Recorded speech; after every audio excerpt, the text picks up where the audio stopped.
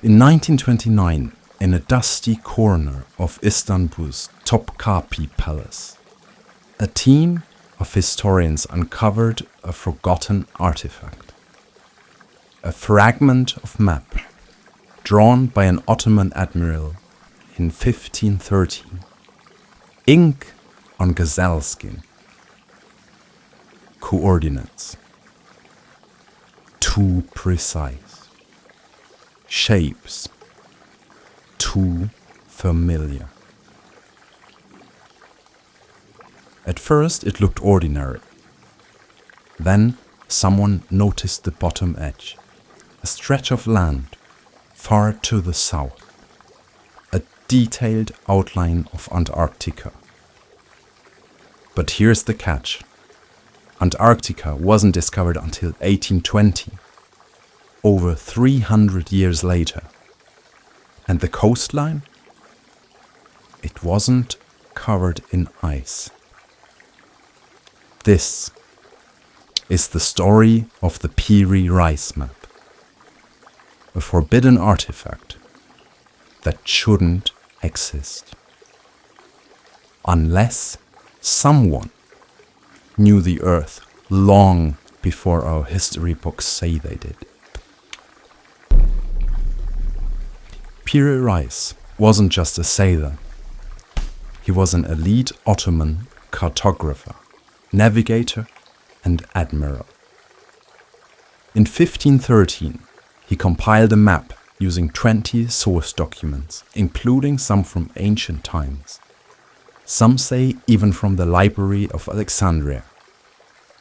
His map accurately charts the coastlines of Europe, Africa, and South America, all before European explorers had mapped those regions completely. But it is the southern portion that changes everything. A landmass at the bottom of the world. One that aligns almost perfectly with Queen Maud Land.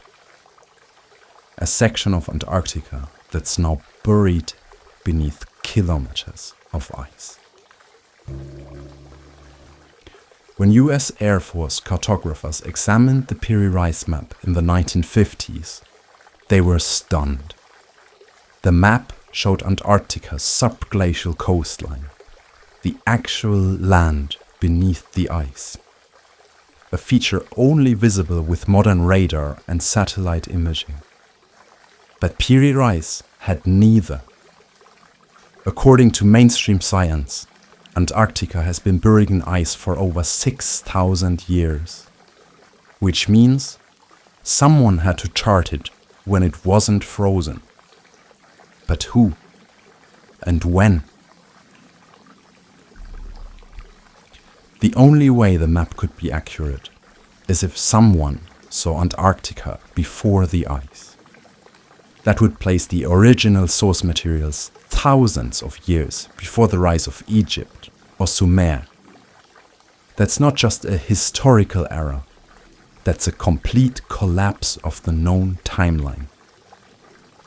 It hints at a civilization advanced enough to explore, chart, and record the world in detail, long before the first pyramids rose from the sand. Some point to Atlantis, others to a pre-Ice Age maritime society wiped out by cataclysm. Whatever it was, it had ships, instruments, knowledge, and it is gone now. Look closer at the map and the mystery deepens. South America is connected to Antarctica by a land bridge, a geological theory that once existed and has since been discarded. The Amazon River is shown in full, even though most of it hadn't been explored in 1513. And at the top of the map, in Piri Reis' own handwriting, this section is based on maps drawn in the time of Alexander the Great. Alexander the Great died in 323 BCE, which means some of these maps are over 2,300 years old. Or older. In 1960, the US Navy commissioned Charles Hapgood, a historian, to investigate the map. Hapgood, along with Air Force analysts, concluded that the map could only have been made by someone with aerial knowledge and a mastery of spherical trigeometry. In a letter to Hapgood, Albert Einstein himself called the theory interesting and worth serious consideration. That's not fringe science. That's the top minds of the 20th century saying, something about this doesn't add up. The Piri Reis Map is not just a cartographic anomaly. It's a window, a torn fragment of a much larger picture. A hint that history may be far older and far stranger than we've ever imagined. It forces us to ask, was there once a civilization capable of mapping the entire world from the sky?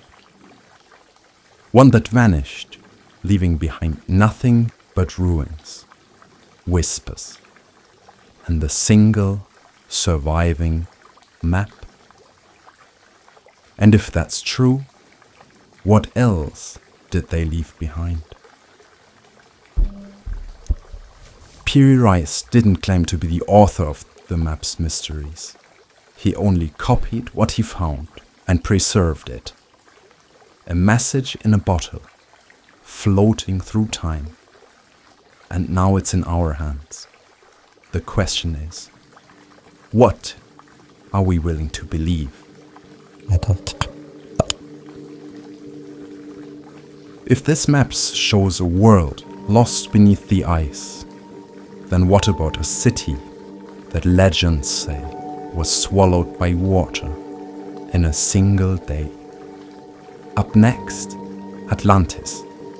A memory or the future?